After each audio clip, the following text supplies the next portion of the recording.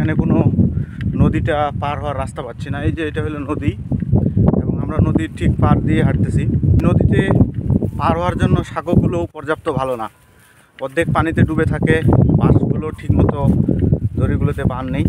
এটা আসার সময় একজন মানুষ, এখানকারই মানুষ যারা এগুলো পার হতে অভ্যস্ত, তারাই পড়ে গেছে, পার হয়ে নদীতে ভেসে চলে গেছিলো। এখন আমরা জানি না আমাদের ভাগ্যে কী আছে। ভয় পাওয়াটা স্বাভাবিক, মানে আমরা তো হাওরের রাস্তা ধরে আসতেছি, কোন সময় কি সামনে চলে আসে বলা যায় না। এই যে আমরা সামনে দেখেন একটা খাল চলে আসছে, এই পাশে আবার কখন কি চলে আসে বলা যায় না। এখানে সাপ, ব্যাঙ, জোকের খুবই উপদ্রব, মানে জোকের শেষ নাই, যেখানে সেখানে জোক, আর এক একটা জোক বিশাল বিশাল।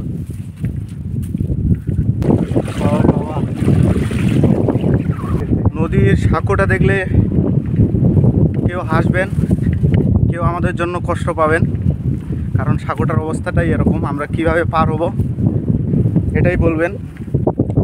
কিন্তু এই ধরেন এই 3-4 কিলো রেঞ্জের ভিতর এই একটা সাঁকোই আছে, এই সাঁকোটার এই অবস্থা দেখেন। সাঁকোর অর্ধেক বাস নাই, নদী ফ্লাড হয়ে গেছে।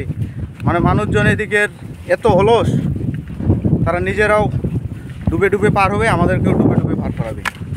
এই যে সাঁকোর বাস টাস সব কিছু, আপনি পার হয়ে আসিয়েন, আবার দেখ রাখি। এখানে যদি কীভাবে পার হবো জানি না।